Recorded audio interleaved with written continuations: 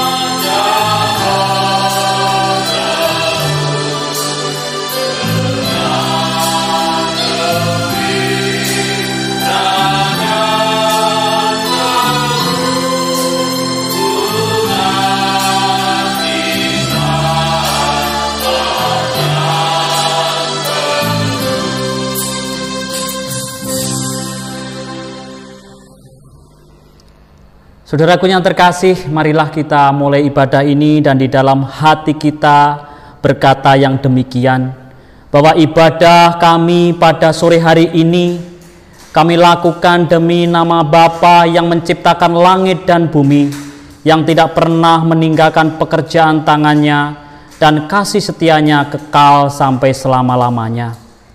Mari kita menerima salam damai sejahtera dari Allah Bapa di dalam Tuhan Yesus Kristus, kiranya turun atas setiap kita. Amin.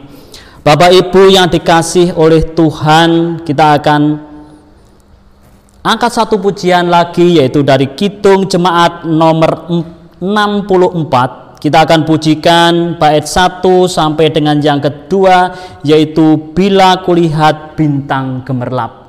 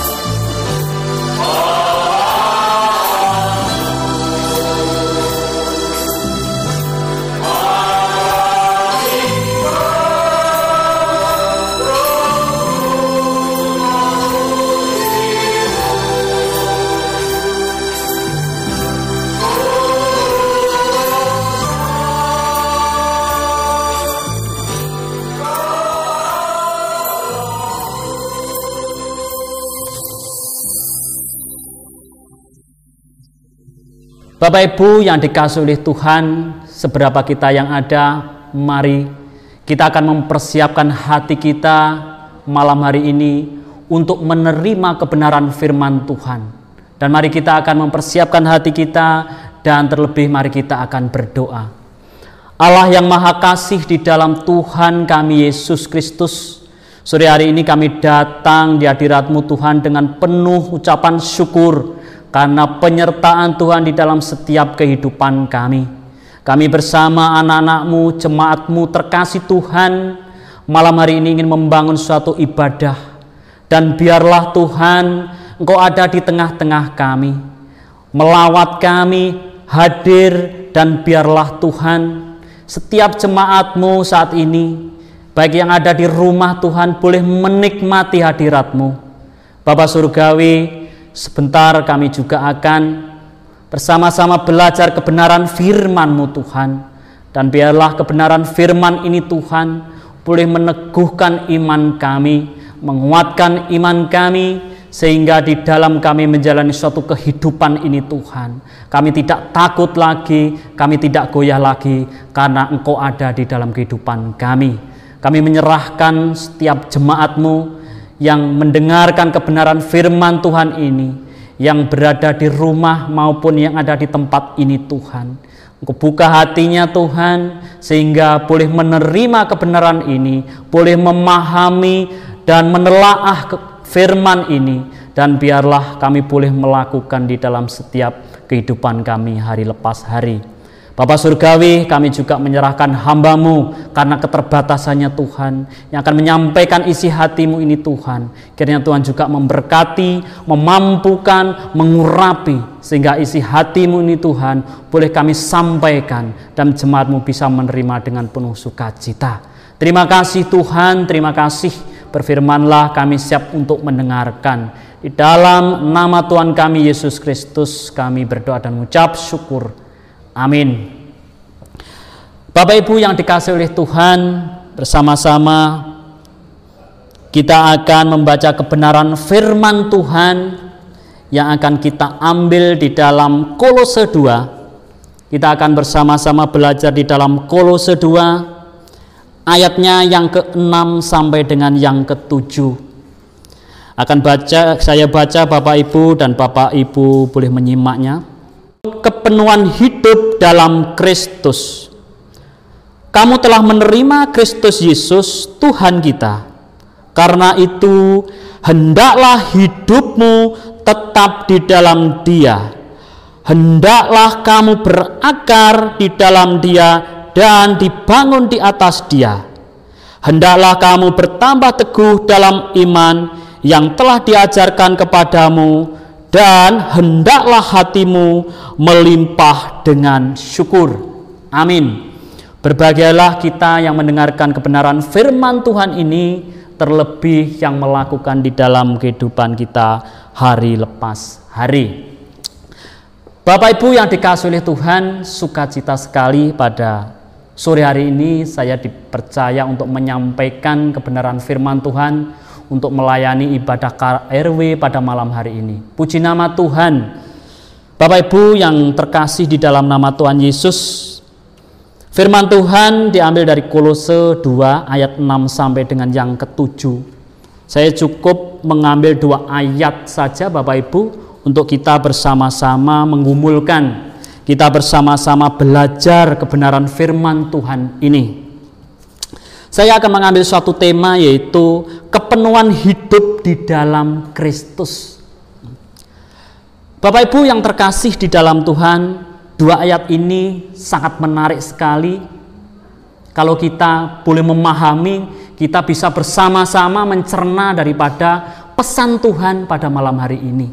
Yaitu di sini kita belajar dari suratan Paulus di jemaat Kolose, Bapak Ibu, dan di sini tentunya memberikan suatu pelajaran tersendiri buat kita, terkhusus di dalam jemaat di GKJ Ponorogo di tempat ini, dan tentunya umumnya bagi kita semua.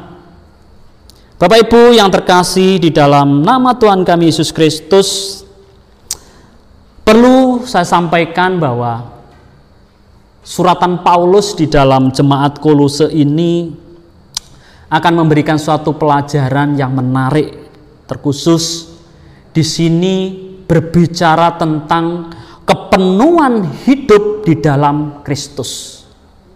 Kalau kita berbicara tentang kepenuhan hidup di dalam Kristus, maka di sini boleh saya sampaikan bahwa di sini kita mempunyai suatu pengenalan yang utuh, yang penuh akan Kristus. Sehingga ketika kita mempunyai suatu pengenalan yang utuh, yang penuh di dalam Kristus, maka di sini kita mempunyai suatu sifat, kita mempunyai suatu karakter, tabiat-tabiat kita mencerminkan daripada Kristus itu sendiri, Bapak Ibu. Maka dari itu Bapak Ibu, ada suatu pertanyaan yang mendasar sekali, yaitu ini saya akan memberikan suatu ilustrasi terlebih dahulu Bapak Ibu, bahwa sebuah wadah bisa bocor. Sebuah wadah kalau kita isi dengan sesuatu, katakanlah ember ini, kenapa suatu wadah ini tidak bisa penuh, saudaraku? Kenapa suatu tempat ini ketika kita isi tidak mengalami suatu kepenuhan? Yang pasti sudah saya sebutkan tadi bahwa pasti ada sesuatu yang bocor, saudaraku. Tempat ini pasti ada kebocoran. Ember ini mungkin pasti ada suatu kebocoran, sehingga ketika kita berulang kali mengisi daripada tempat ini, ketika kita mengisi daripada ruangan ini, maka akan mengalami yang namanya suatu kebocoran. Dan tentunya pekerjaan ini kalau sering kita lakukan akan mengalami suatu kesia-siaan, Bapak Ibu. Boleh saya katakan ini mengalami suatu istilahnya tidak ada gunanya, sia-sia, mubadir, Bapak Ibu. Maka dari itu di sini kita akan bersama-sama, saudaraku, bagaimana kita boleh mengalami suatu kepenuhan hidup kita di dalam Kristus. Kalau suatu tempat bisa penuh, ketika kebocoran itu harus kita tambal, harus kita lapisi, sehingga ketika kita isi tidak bocor lagi. Tetapi di dalam iman kita, hidup kita, apa yang harus kita perjuangkan supaya hidup kita mengalami suatu kepenuhan di dalam Kristus. Tadi sudah saya sampaikan Bapak Ibu, kepenuhan di dalam Kristus adalah kita mengenal secara totalitas di dalam Kristus. Kita mengenal secara utuh.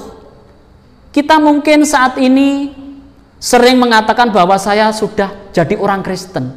Saya sudah mengenal Kristus. Kita bertahun-tahun menjadi seorang Kristen. Tetapi di sini kita dituntut untuk mengenal secara pribadi, mengenal secara intim dengan Kristus. Kenapa banyak orang Kristen, Bapak Ibu, ketika dia mengatakan sudah mengenal Kristus tetapi hidupnya tetap seperti duniawi, saudaraku? Karena mengalami suatu kebocoran. Dia tidak menyadari bahwa hidupnya banyak mengalami suatu kebocoran. Mungkin di dalam hidupnya kekristenannya hanya untuk memenuhi kemauan secara manusiawi. Saya Kristen karena mungkin menuruti orang tua kita. Saya ingin ke gereja karena saya ingin ketemu dengan si A.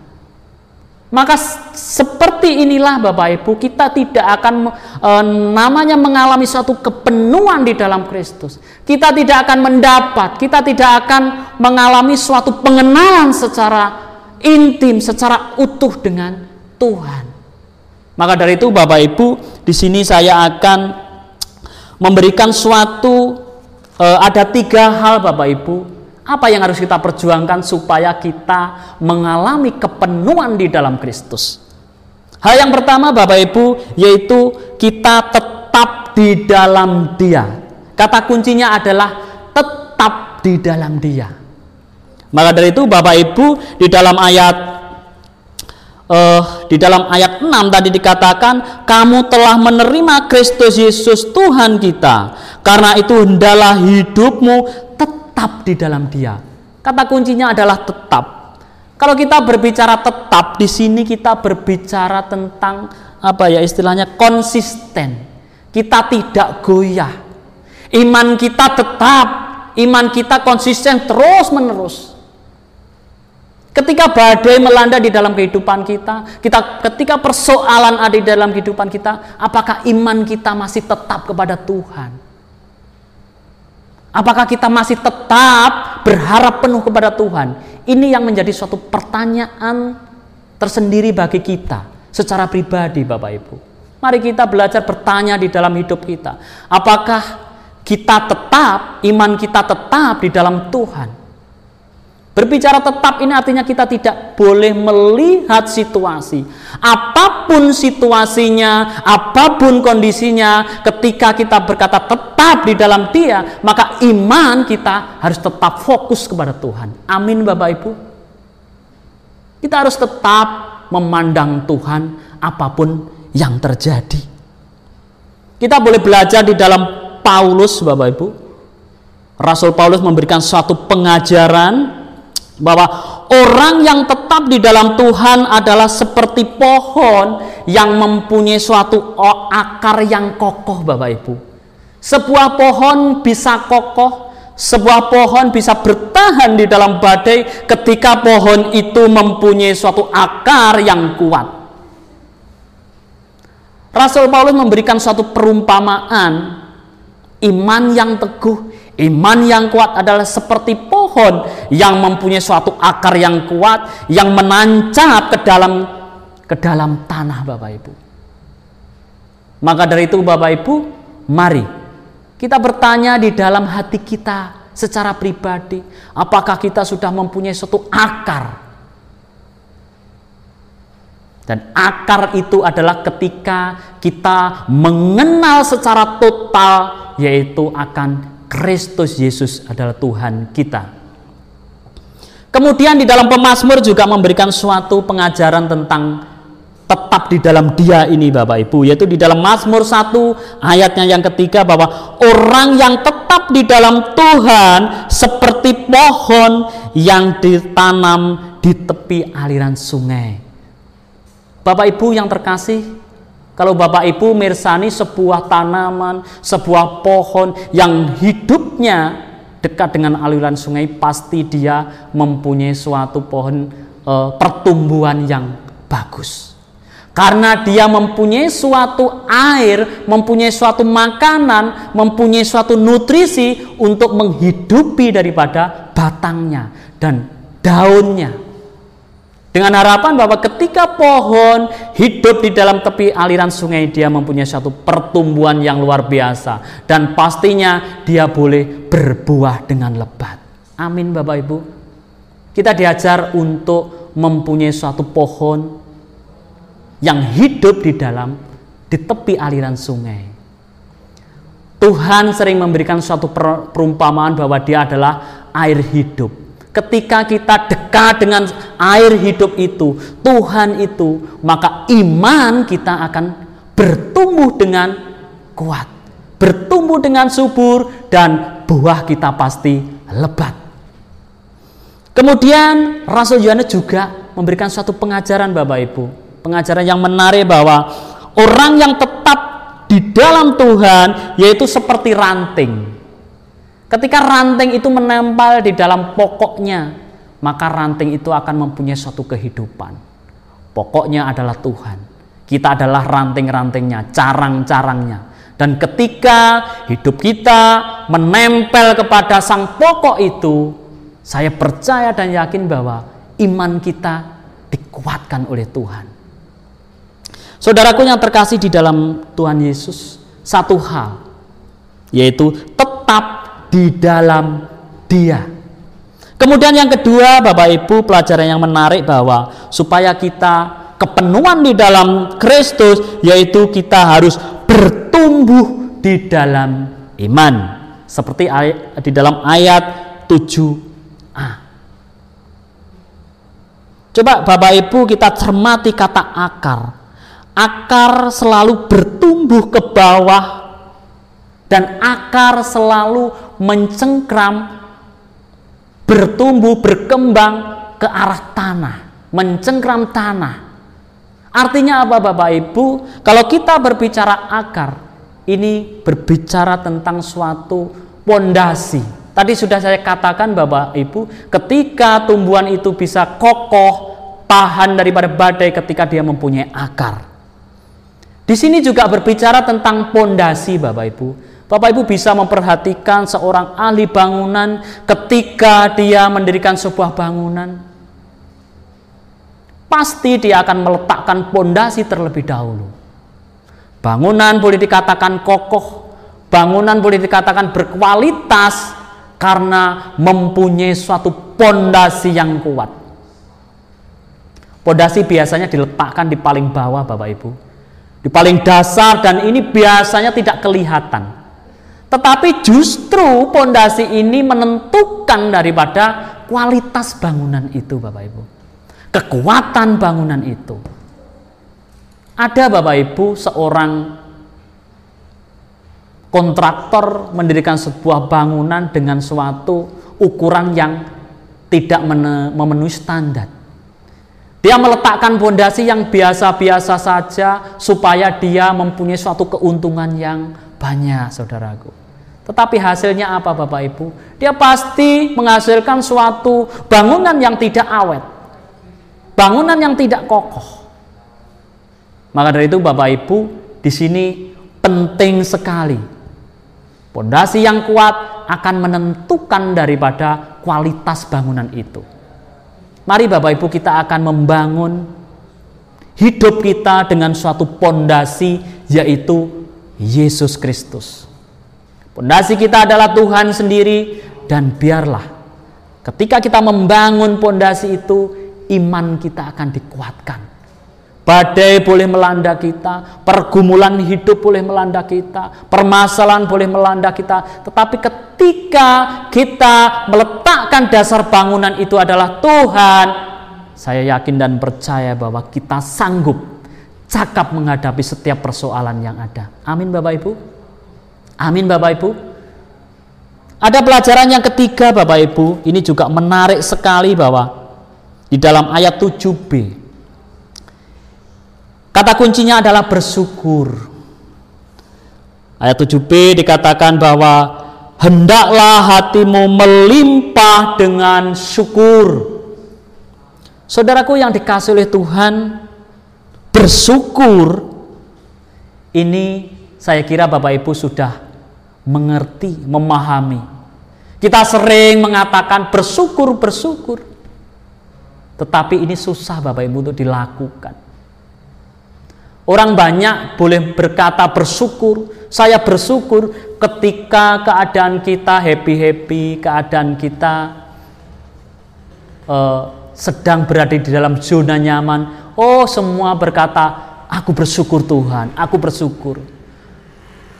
Tapi begitu sebaliknya, Bapak Ibu, ketika permasalahan mengguncang hidup kita, pergumulan itu menghimpit kita, apakah di dalam mulut kita masih mengeluarkan kata-kata, aku bersyukur Tuhan, terpujilah Engkau Tuhan?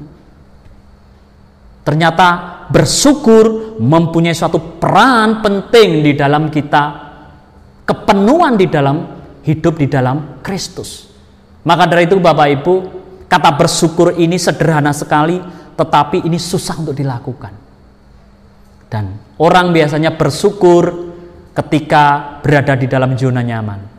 Tetapi bersyukur di sini berbicara tentang segala situasi yang ada, baik di dalam pergumulan, baik dalam sukacita, tetap kita bersyukur kepada Tuhan. Bapak Ibu boleh membaca di dalam Ayub, Bapak Ibu, bagaimana Ayub diuji oleh Tuhan. Secara manusia dia tidak mampu, permasalahannya bertubi-tubi, dia harus menderita di dalam sakit penyakit, anak-anaknya meninggal, hartanya habis, Bapak Ibu. Tetapi apa yang keluar dari mulutnya? Terpujilah Engkau Tuhan. Artinya dia mengucap syukur dalam segala hal, Bapak Ibu. Bapak Ibu yang dikasihi oleh Tuhan, penting sekali. Kenapa sering kita susah untuk bersyukur? Karena kita sering membandingkan orang lain. Mungkin kita merasa bahwa kehidupan ini biasa-biasa saja. Mungkin saat ini kita merasa bahwa kita merasa cukup. Saudaraku yang terkasih, bahwa hidup ini adalah anugerah Tuhan. Ketika kita bangun tidur, kita boleh menghirup udara segar, itu adalah anugerah Tuhan. Dan ucapan syukur itulah yang pertama kali kita harus panjatkan kepada Tuhan. Ucapan syukur, bersyukur mempunyai peran penting di dalam kita, kepenuhan hidup di dalam Kristus. Orang yang mampu bersyukur akan mengalami rasa nikmat, Bapak Ibu. Orang yang bisa mengucap syukur, dia tidak melihat kondisinya lagi apa, lagi susah, lagi senang. Ucapan syukur itu akan menghidupi di dalam gaya hidupnya. Di dalam hidupnya senantiasa bersyukur. Kalau boleh saya sampaikan paribasan, ketika kita makan enak kita bersyukur, makan sambal, makan nasi tiwul, kita tetap bersyukur Bapak Ibu, karena hati kita ada sukacita yang dari Tuhan. Maka dari itu Bapak Ibu, situasi kondisi tidak berpengaruh untuk kita bersyukur. Tetaplah bersyukur, karena bersyukur itu akan membawa suatu kekuatan di dalam hidup kita. Bapak Ibu yang terkasih di dalam Tuhan Yesus, 3 hal tadi sungguh luar biasa. Bagaimana kita supaya hidup kita kepenuhan di dalam Kristus. Saya ulangi lagi Bapak Ibu, yang pertama kita harus tetap di dalam Dia. Tetap artinya iman kita harus tetap walaupun badai pergumulan melanda di dalam kehidupan kita. Kemudian yang kedua Bapak Ibu, kita tetap bertumbuh di dalam iman. Bertumbuh pasti mempunyai suatu akar. Kalau pohon bertumbuh dengan baik, pasti akarnya juga baik. Kemudian yang ketiga Bapak Ibu, kita harus mengucap syukur. Karena mengucap syukur itu akan memberikan suatu dampak, sukacita. Kita senantiasa bergantung penuh kepada Tuhan. Amin Bapak Ibu. Amin Bapak Ibu.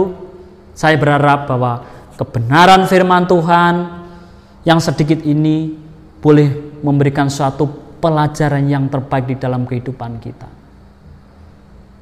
Dan marilah Bapak Ibu, kita akan meresponi firman Tuhan ini. Kita akan menghidupi firman Tuhan ini, supaya hidup kita tidak bocor lagi di dalam iman kita, tetapi hidup kita tetap penuh dan bahkan melimpah di dalam iman kita kepada Kristus Yesus. Tuhan Yesus memberkati. Kita akan tunduk kepala, kita akan berdoa.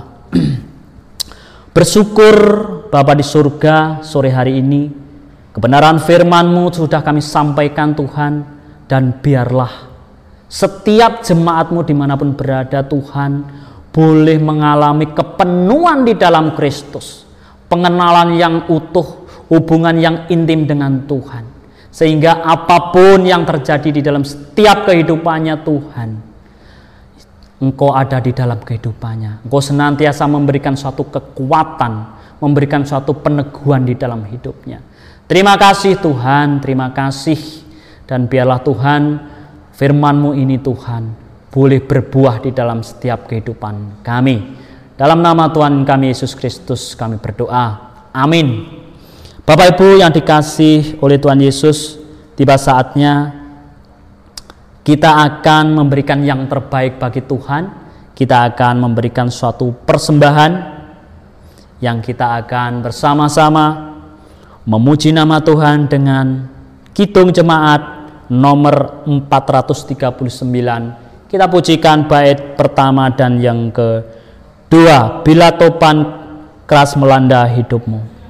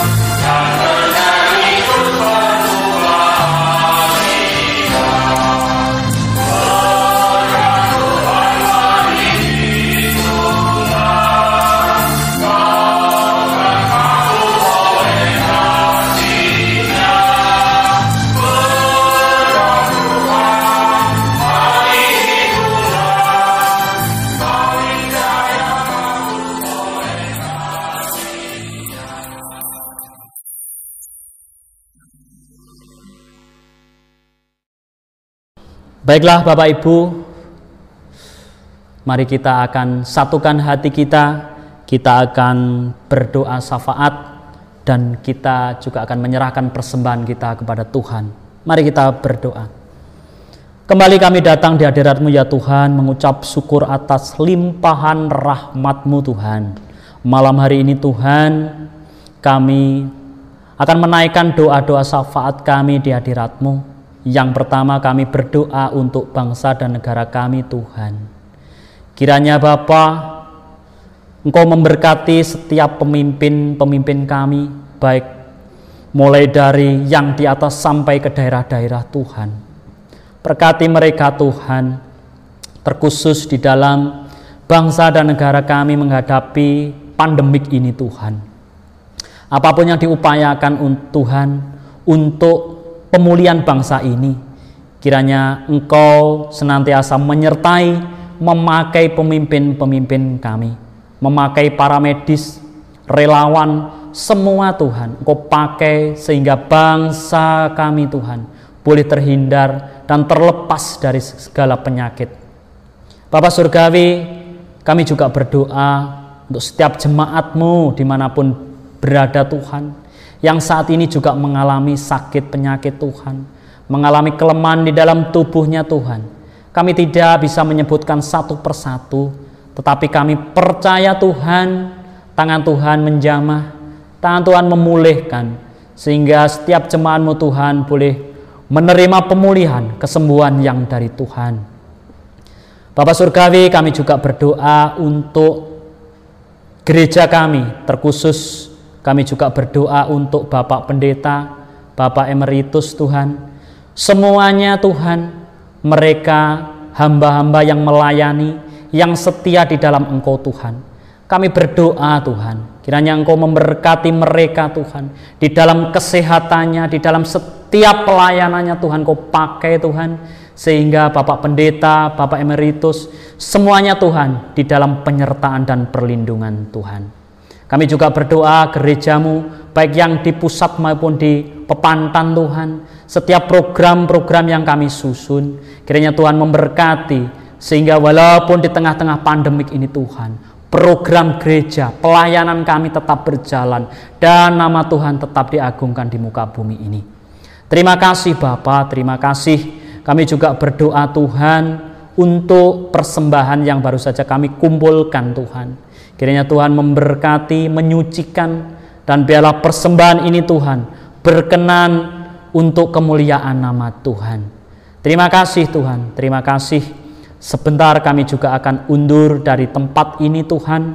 Kami menyerahkan kehidupan kami selanjutnya di dalam penyertaan Tuhan. Terima kasih Bapa, terima kasih.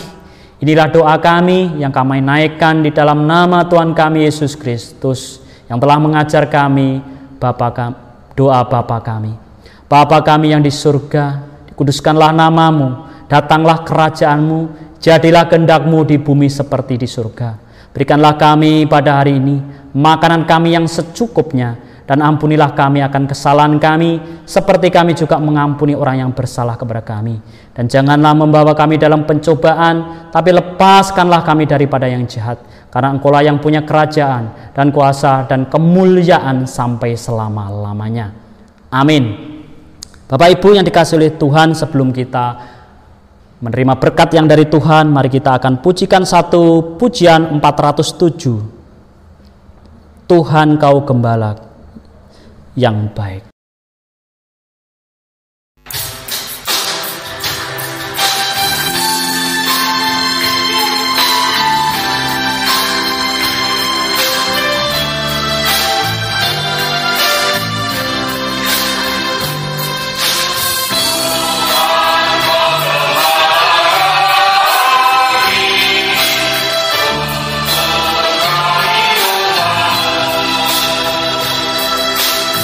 Amin.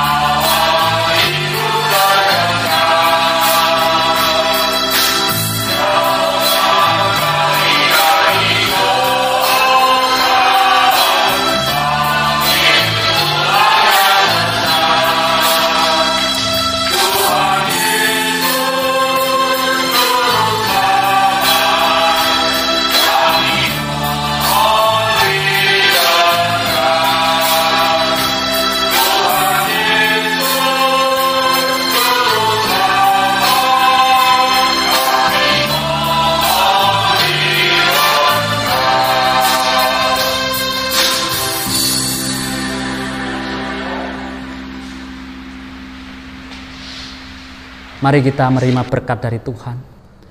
Biarlah kami undur dari ibadah sore hari ini Tuhan, dengan membawa damai sejahtera yang datangnya dari Allah Bapa, di dalam Tuhan kami Yesus Kristus, di dalam penyertaan Roh Kudus, kiranya turun atas setiap jemaat-Mu saat ini sampai selama-lamanya. Haleluya. Amin. Tuhan Yesus memberkati.